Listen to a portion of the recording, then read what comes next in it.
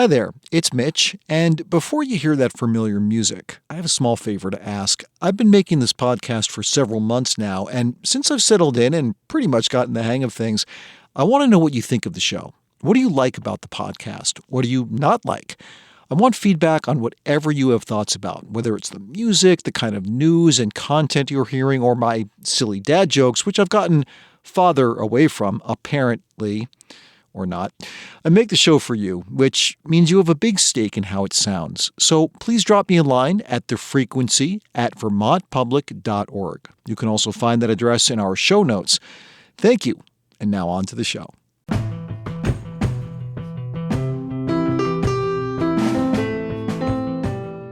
From Vermont Public, this is The Frequency.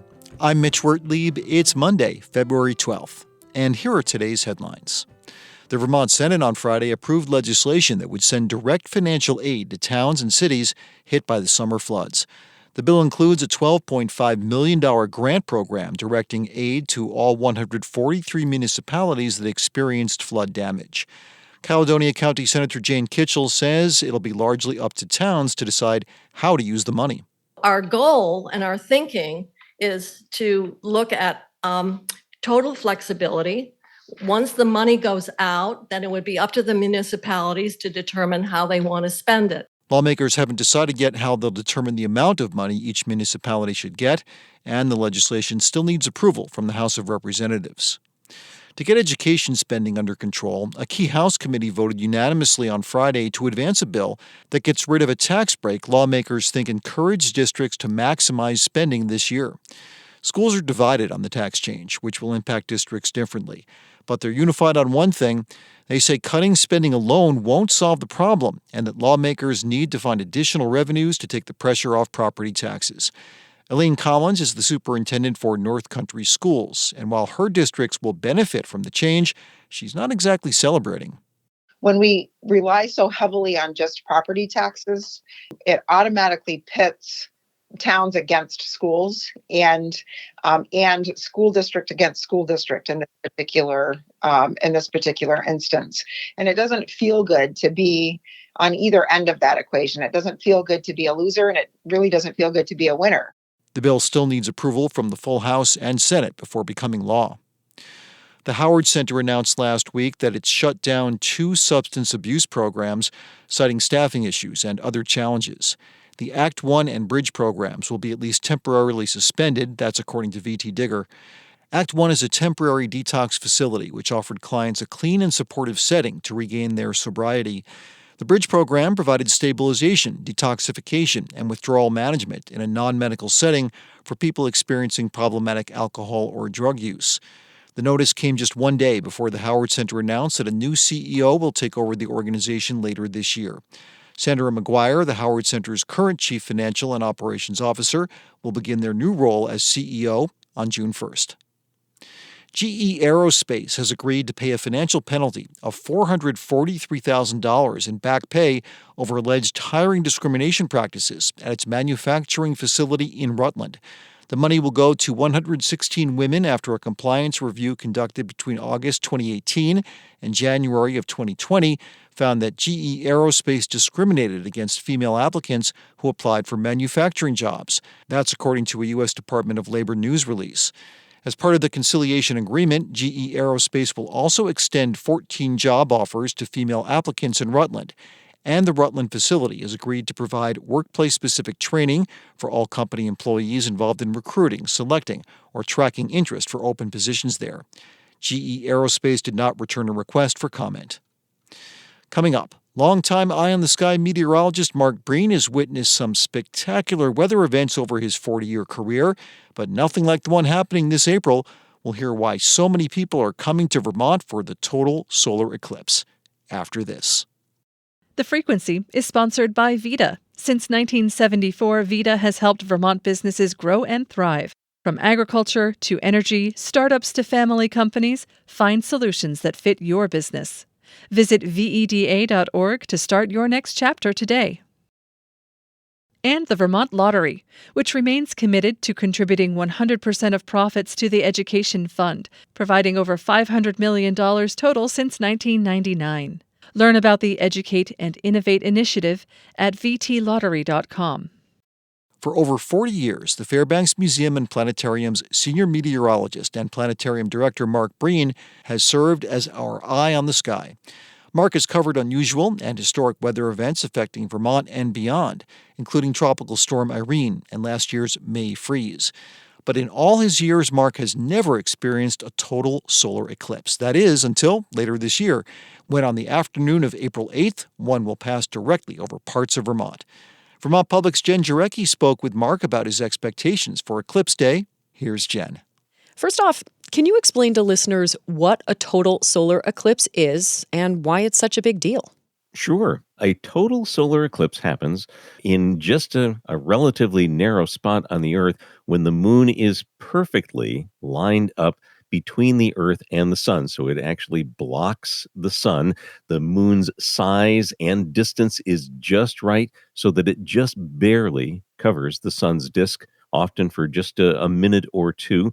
And the path of it, relatively small across the Earth, less than 0.1% during any particular eclipse. So this happens fairly rarely. The last one in Vermont in 1932. Burlington had its cloudiest January since 1951 this year. Mark, are you expecting that clouds are something we'll have to contend with on Eclipse Day? I'd like to say no, but that's historically not the case. I've been looking at this really for more than a year, knowing the eclipse was coming up and starting to compile some data specifically for April 8th and cloud cover. And as I've looked through the records at the Fairbanks Museum, which actually extend back into the 1890s, the average amount of cloud cover on April 8th runs between 70 and 80%. Are there any contingency plans in place in the event of poor weather? I hate to ask, but...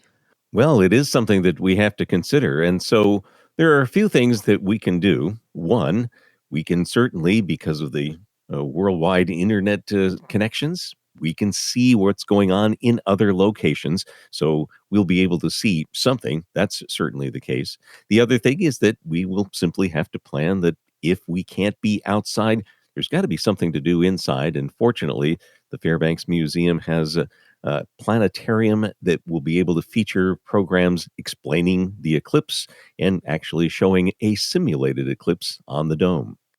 Well, Mark, we heard from Lynn in Quechee about the special eclipse glasses. When should people wear them? And when should they be sure not to wear them? I mean, is there anything that someone might miss by having the glasses on? Well, sure. The eclipse glasses are very important. They're really critical in terms of the period of time until the sun is completely eclipsed. There actually is this period of time when we call this totality, when the moon is completely covering up the sun. And at that point, you don't want to be wearing your eclipse glasses because they're designed to filter out the sunlight. But when there is no sunlight, what we can see is a glowing sort of a aura almost around the sun. What this really is the sun's atmosphere called its corona. And with eclipse glasses on, you would not be able to see that. So just as the last glimmer of light from the sun disappears, it's safe to take off those eclipse glasses. And the minute that you start to see even a hint of sunlight coming back out on the other side of the moon, you need to put them back on. Thank you for clarifying that. And Mark, I wonder, is there anything in particular that you're excited to see on Eclipse Day? Well, I obviously really excited to see the eclipse itself. In all of my years, I have never seen a total eclipse of the sun, and really excited to see, one, the corona that I just mentioned, but also when it gets semi-dark, and this is not going to be total darkness, this will be more like twilight, but it will be dark enough that some of the planets will actually appear on either side of the sun. Well, clearly, as a meteorologist who has been doing this work for over 40 years, I can hear your excitement about seeing a total solar eclipse. Mark, what makes it special that the path of totality is here in Vermont? Well, it's very unique. In fact, that places the Fairbanks Museum's planetarium as the only planetarium that's within the path of the eclipse in New England. And so we're really excited to have it here. It also means that it's a very rare event. The last one in 1932, the next one seen in Vermont, and it'll be in southern Vermont, isn't until the year 2079.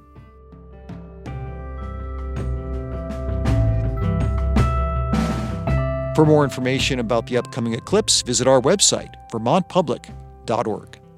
Thanks for listening to The Frequency today. We had additional reporting from Peter Hirschfeld, Lola Dufour, and Nathaniel Wilson.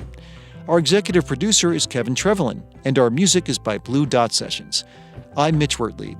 My colleague Mary Engish will be filling in for the show tomorrow, but I'll talk to you soon.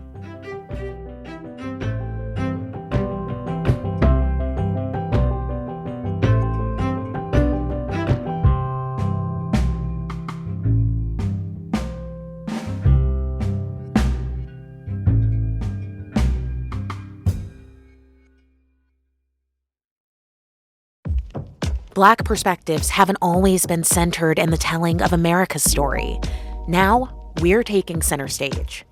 Introducing NPR's Black Stories, Black Truths, a collection of Black-led stories from NPR's podcasts. Search NPR Black Stories, Black Truths wherever you get your podcasts.